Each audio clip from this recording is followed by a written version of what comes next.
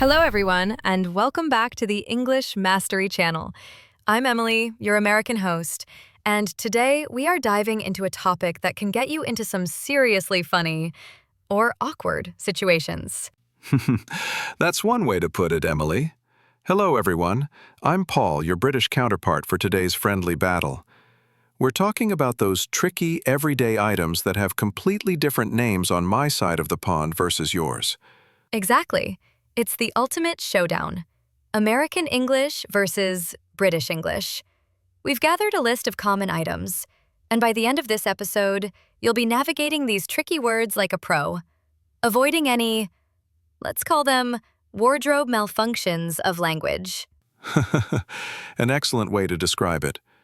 I'm ready if you are. Shall we unveil our first item? Let's do it. So, Paul, let's imagine I'm talking about the piece of clothing I wear on my legs. You know, like jeans or khakis. I would say I'm putting on a pair of pants. Right.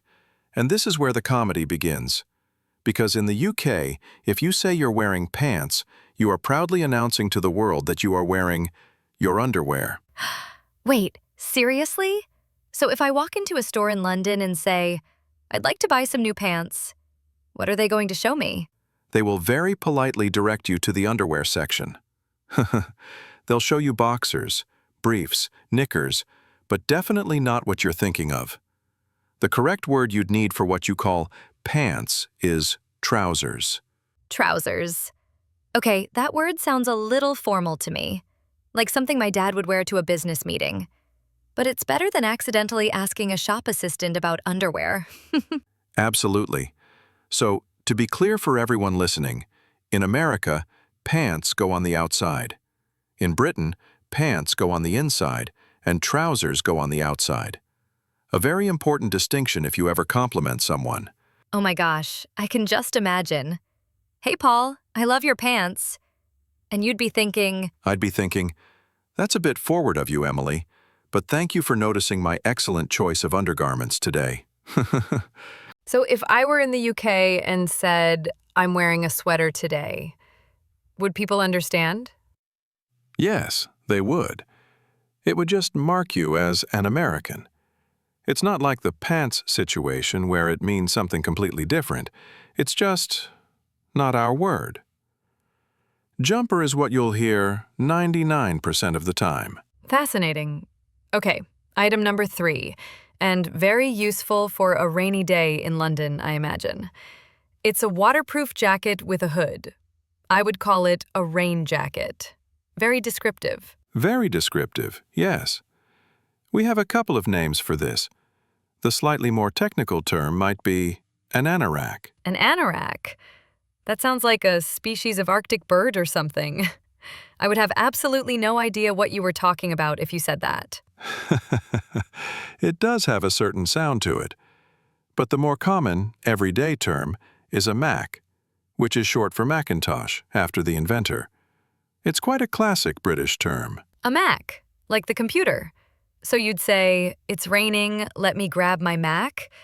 I love that. We would just call it a rain jacket. Simple and to the point. It seems to be a theme.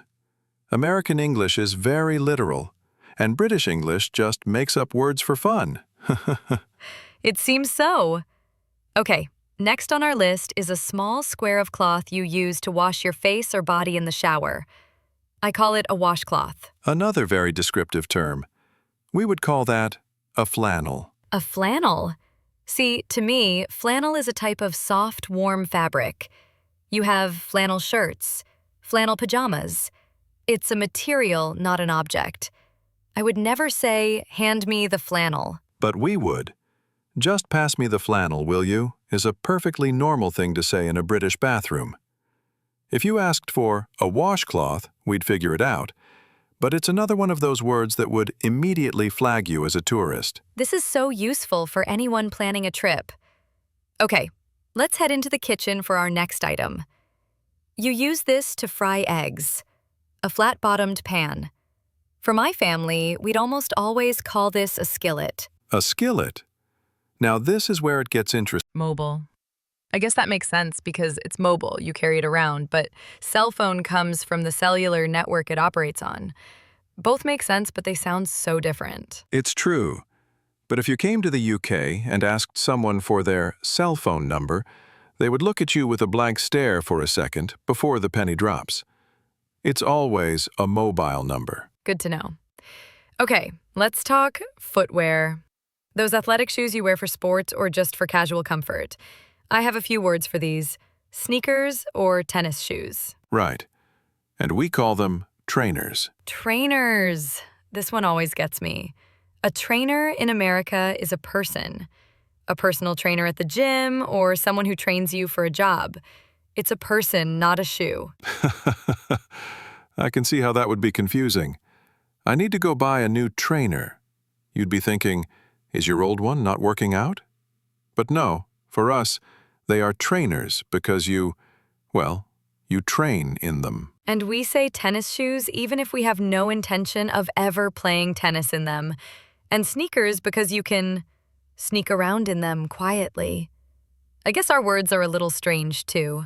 It seems we're both guilty. But yes, if you're shoe shopping in London, ask for trainers. Staying with footwear, what about those tall rubber boots you wear in the rain or mud? We call them rain boots. Ah, a very beloved item in the UK. We call them wellies. Wellies. That's such a cute word. Where does that come from? It's short for Wellington boots, named after the first Duke of Wellington. The story goes that he commissioned a bootmaker to modify his standard-issue army boots to be more comfortable and versatile. They became fashionable, and now we all wear them to music festivals. Wow, a history lesson and a vocabulary lesson in one. I love it. Okay, this next one is a bit tricky. It's about shirts. To me, this button-down collared item is a shirt, and this casual cotton item with no buttons is also a shirt.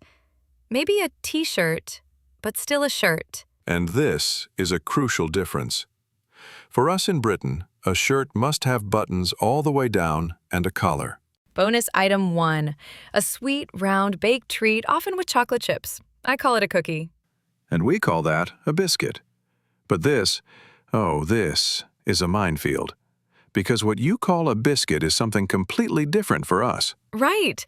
An American biscuit is a soft, savory, almost bread-like item you eat with gravy or butter. It's amazing. Exactly. Which does not exist here. So if an American in London asks for a biscuit, they'll get a chocolate digestive, not something to have with their fried chicken. A very different experience. Bonus item 2, the moving box that takes you up and down in a tall building. An elevator. Easy one. It's a lift. Simple, but crucial if you're asking for directions. And final bonus item, time off from work for a trip. A vacation. We would go on holiday.